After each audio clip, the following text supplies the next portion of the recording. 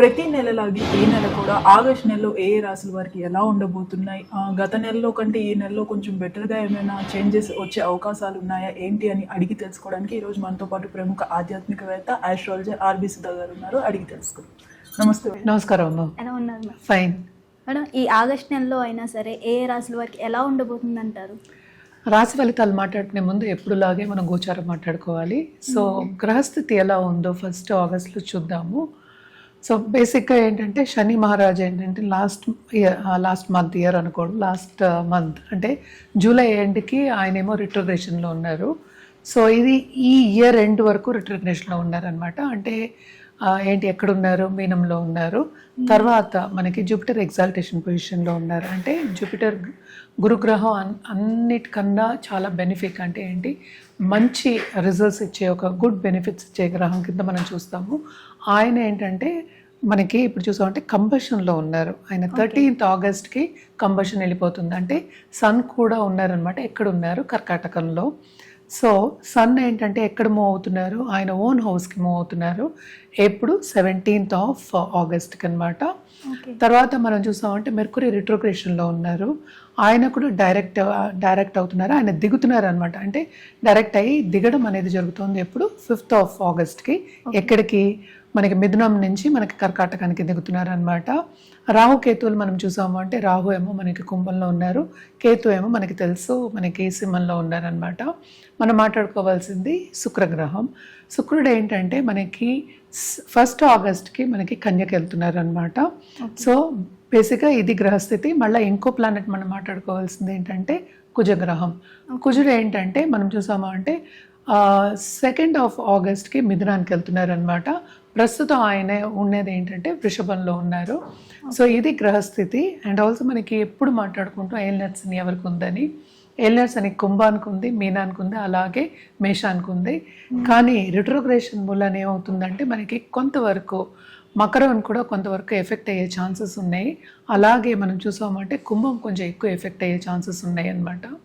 కానీ most important ఈ మంత్లో జరిగే విషయం ఏంటంటే మనకి జూపిటర్ అంటే గురుగ్రహం ఎగ్జాల్టేషన్ అండ్ ఆల్సో ఫుల్ పవర్తో ఉంటుంది ఆగస్ట్ 13 తర్వాత. అలాగే సన్ అంటే ఏంటి సూర్యుడు ఓన్ హౌస్కి వెళ్తున్నారు అనమాట.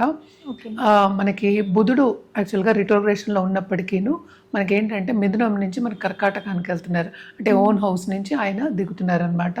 సో జూపిటర్ కలయిక మెర్కురీతో ఉంటుంది.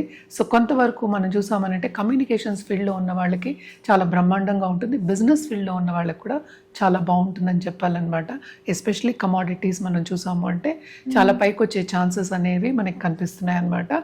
ఇది ఈ నెల గ్రహస్థితి. మనం ఇప్పుడు రాశి ఫలితాలు మనం మాట్లాడుకుందాం. 12 రాశులు అంటే 12 రాశులు. సో జనరల్గా మన పరిహారాలు ఎప్పుడు మాట్లాడుకుంటూ ఉంటాము.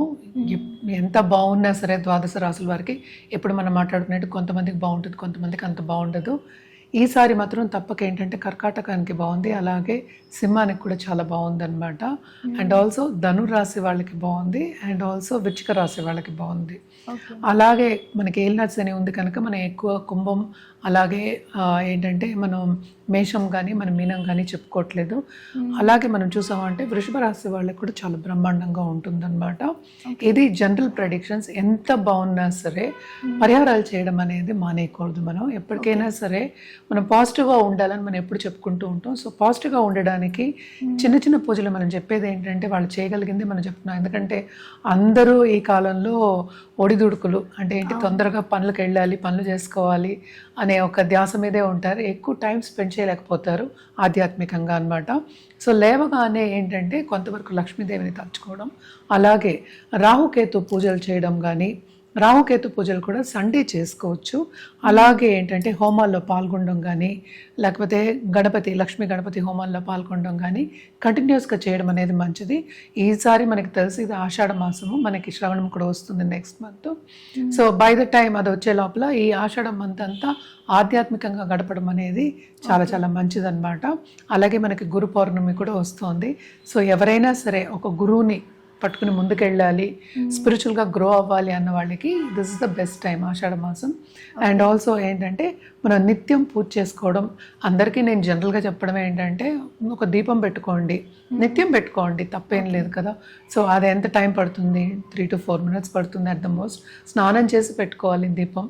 దీపం పెట్టుకున్న తర్వాత ఒక 5 నిమిషాలు ఏ దేవతనైనా మీకు నచ్చిన దేవత అంటే కుల దేవతలు ఉంటారు, అలాగే ఇష్ట దేవతలు ఉంటారు, ఎవరినైనా సరే కొలవడం ఒక 5 మినిట్స్ కొలవండి. చాలా చాలా మంచిది, అంటే పనికి వెళ్ళే ముందు చాలా మంచిది వాళ్ళకి.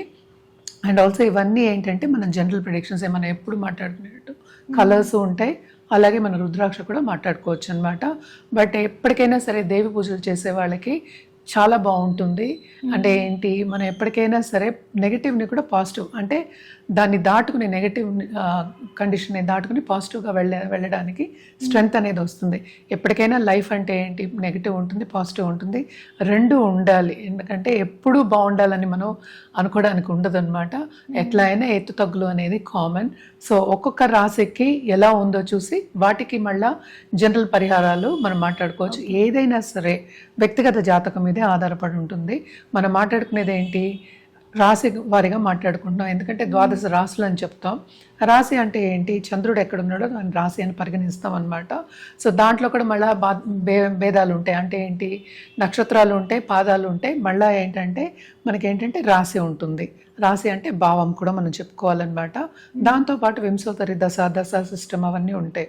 అంటే ఇప్పుడు పీరియడ్ ఏం జరుగుతుందో అవన్నీ దాన్ని బట్టి ఏంటంటే వ్యక్తిగత జాతకం పరిగణించుకుంటే దాన్ని బట్టి మన రెమెడియల్ మెషర్స్ ఏంటంటే కరెక్ట్గా ఇవ్వడం అనేది జరుగుతుందన్నమాట. సో ఎప్పటికైనా సరే మనం ఫస్ట్ వ్యక్తిగత జాతకం అనేది పరిశీలించుకోవడం మంచిది. ఏదైనా వాళ్ళకి కావాలి అంటే కనుక రుద్రాక్ష ఇవ్వడం కానీ, జెమ్ స్టోన్ ఇవ్వడం కానీ, లేకపోతే ఒక పూజ చేయడం కానీ, జపాలు కూడా మనం చేయించగలము. ఇవన్నీ కావాలి అంటే కనుక ఎవరైనా సరే కింద స్క్రోల్ అయ్యే నెంబర్కి సంప్రదించవచ్చు. మేడం, ఆగస్ట్ నెలలో కన్యా రాశి వారికి ఎలా ఉండబోతుంది అంటారు? కన్యా రాశి వాళ్ళకి కూడా కొంతవరకు మిశ్రమ ఫలితాలే చెప్పుకోవాలి. కానీ మనం ఇన్ కంపారిజన్ లాస్ట్ మంత్స్ కింద ఈ మంత్ బాగుంటుందని చెప్పాలి. ఎందుకంటే సెకండ్ లార్డ్ కూడానే ఉన్నారు, లక్ష్మీ యోగాలు ఉన్నాయి. ఈ రాశికి అధిపతి 10th and 11th సంచారం జరగబోతోంది.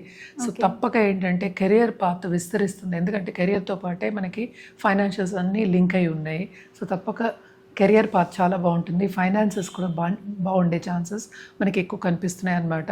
12th లోనే ఉన్నారు. సో తప్పక ఏంటి, వీళ్ళకి ప్లస్ పాయింటే అవుతుంది. కేతుతో పాటు ఉన్నారు, ఓన్ హౌస్ని చూసుకుంటారు. సో ఖర్చుతో కూడిన పని అయినప్పటికీ కొంతవరకు సేవింగ్స్ అనేది ఉంటాయి. అండ్ ఆల్సో వీళ్ళకి కూడా ఏంటంటే అన్ని శుభ ఖర్చులే ఉంటాయి. ఎందుకంటే 11th సంచారం మనకి జూపిటర్ సంచారం జరుగుతోంది. అంటే 4th and 7th లార్డ్ సంచారం. తప్పక కంఫర్ట్ లెవెల్ అంటే వాళ్ళు అనుకున్న రీత్యా ఫైనాన్సెస్ పెరగడం అనేది మనకి కనిపిస్తున్నాయి అన్నమాట. దూబ్రా ఖర్చులు కూడా కొంతవరకు తక్కువ అయ్యే ఛాన్సెస్ మనకి ఎక్కువ కనిపిస్తున్నాయి. ఇంట్లో కూడా కోలాహలంగా ఉంటుంది. అంటే ఏంటి, బంధుమిత్రుల కలయిక ఉంటుంది. అంటే విందు వినోదాల్లో పాల్గొనడం కానీ, లేకపోతే మనకి ఏంటంటే యాక్టివిటీ బేస్గా అయినప్పుడు, అంటే బిజినెస్ యాక్టివిటీ అయినా సరే, లేకపోతే ఫ్యామిలీ యాక్టివిటీ అయినా సరే, అందరినీ కలుసుకోవడము, అలాగే ఆనందంగా ఉండడం అనేది మనకు కనిపిస్తోంది. ఫ్యామిలీలో కూడా ఏంటంటే కొంతవరకు అనుకూల పరిస్థితి మనకు కనిపిస్తుంది. పిల్లలు చెప్పిన మాట వినే ఛాన్సెస్ మనకి ఎక్కువ కనిపిస్తున్నాయి అన్నమాట. పిల్లలు కూడా ఏంటంటే వాళ్ళు అనుకున్న రీత్యా మార్క్స్ తెచ్చుకోవడం కానీ, ముందుకెళ్ళడం కానీ జరుగుతుందన్నమాట, ఎస్పెషలీ స్టూడెంట్స్కి. అలాగే ఏంటంటే వీళ్ళకి శుభ ఖర్చులు అని చెప్పాను, తప్పక ఇంట్లో శుభకార్యాలు జరిగే ఛాన్సెస్ ఈ నెలలో కాదు, మనకి శ్రావణ మాసంలో అవుతుంది. సో తప్పక ఏంటంటే వీళ్ళు ఖరీదైన వస్తువులు కొనుక్కోవడం, ఇన్వెస్ట్మెంట్ చేయడం, అలాగే ఇల్లుని నిర్మాణం చేయడం కానీ, బ్యూటిఫై చేయడం కానీ, లేకపోతే కొత్త వస్తువు కొనుక్కోవడం కానీ, బ్రాండెడ్ వస్తువు కొనుక్కోవడం కానీ మనకి ఎక్కువ కనిపిస్తున్నాయి అన్నమాట. తప్పక ఖర్చు ఉంది. అట్ ద సేమ్ టైం కెరియర్లో ముందుకెళ్ళే ఛాన్సెస్, అలాగే లక్ష్మీ యోగాలు కూడా మనకి కనిపిస్తున్నాయి అన్నమాట. అండ్ ఆల్సో మనం చూసాము అంటే హెల్త్ రీత్యా కూడా కొంతవరకు ఈ నెలలో ఎక్కువ నలతలు, అంటే సీరియస్గా ఉండేది ఏమీ లేకుండా చిన్న నలతలు కనిపించే మనకి ఛాన్సెస్ కనిపిస్తున్నాయి అన్నమాట. అండ్ ఆల్సో వీళ్ళు ఎప్పటికైనా సరే ప్రాబ్లం వచ్చినప్పుడు హెల్త్ రీత్యా తప్పక మన డాక్టర్ని సంప్రదించడం, లేకపోతే స్పెషలిస్ట్ని సంప్రదించడం ఎక్స్ట్రీమ్లీ ఇంపార్టెంట్. ఓకే, సో వీళ్ళకి మిశ్రమ ఫలితాలే ఉన్నాయి కాబట్టి ఎలాంటి పరిహారాలు చేస్తే బాగుంటుంది అంటారు? వీళ్ళు కూడా తప్పక ఏంటంటే లక్ష్మీ గణపతి పూజలు చేయడం అనేది మంచిది. నిత్యం చేయండి. ఎప్పుడైనా లక్ష్మీదేవిని నిత్యం చేయమనే చెప్తాను. అండ్ ఆల్సో ఎవ్రీ వెడ్నెస్డే గణపతికి అంటే గుడికి వెళ్ళి కొంచెం దర్శించుకోవడం, లేకపోతే ఇంట్లోనే గరిక పెట్టడం అనేది వెరీ వెరీ ఇంపార్టెంట్. అట్లీస్ట్ ఒక అష్టోత్తరం చదువుకోండి గణపతికి. ఏదైనా సరే అడ్డంగాలు రాకుండా మనం చూసుకోవాలి. అలాగే నరసింహం చేయడం, నరసింహ కవచం చదువుకోవడం కూడా చాలా మంచిదన్నమాట. గోపూజ చేయండి. వెడ్నెస్డే ఇంకా మంచిది. లేని పక్షానికి గోవుకు ఒక అరటిపండు పెట్టినా, ఒక ఫలం పెట్టినా కూడా, ఏదో ఒక ఫుడ్ పెట్టినా కూడా చాలా చాలా మంచిదన్నమాట. అంటే అన్నం కూడా పెడతాం మనం, అందుకనే ఫుడ్ అన్నాను. సో మంచితో వండి పెట్టడం కానీ చాలా మంచిదన్నమాట. మన కలర్స్ విషయానికి వస్తే కనుక తప్పక వీళ్ళు green, at the same time వీళ్ళు సిల్వర్ వాడటం అనేది చాలా మంచిది. డార్క్ గ్రీన్ నుంచి లైట్ గ్రీన్ వరకు వాడచ్చు. అలాగే వీళ్ళకి రుద్రాక్ష విషయానికి వస్తే కనుక తప్పక చతుర్ముఖి రుద్రాక్ష వేసుకోవడం, అలాగే ఏంటంటే అష్టముఖి రుద్రాక్ష వేసుకోవడం చాలా మంచిది. దాంతోపాటు ఏంటంటే మనం ఏకాదశముఖి రుద్రాక్ష కూడా ఇవ్వడం జరుగుతుంది. ఏదైనప్పటికీ జాతక రీత్యా చూసుకుని వేసుకోవడం అనేది ఎప్పటికైనా మంచిదన్నమాట. సో జాతకం పరిశీలించుకోవాలి అంటే కింద స్క్రోల్ అయ్యే నెంబర్కి కాంటాక్ట్ చేస్తే అన్ని వివరాలు చెప్పడం అనేది జరుగుతుంది.